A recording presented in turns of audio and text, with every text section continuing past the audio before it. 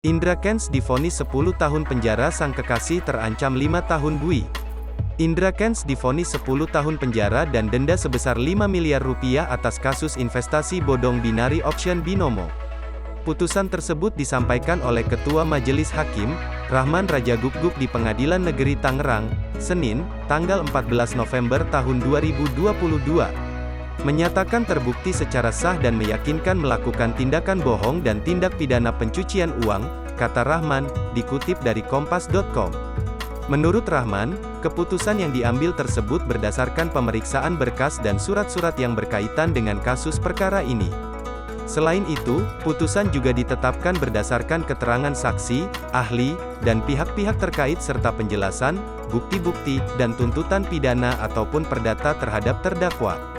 Majelis Hakim pun tidak luput mempertimbangkan paparan penasihat hukum terdakwa dan argumen terdakwa pribadi dalam persidangan. Untuk diketahui, Vanessa Kong ikut mendekam di penjara bersama ayahnya, Rudianto Pei. Mengutip kompas.com, Vanessa dikenakan pasal terkait tindak pidana pencucian uang karena terbukti menerima sejumlah aliran dana dari Indra Kents.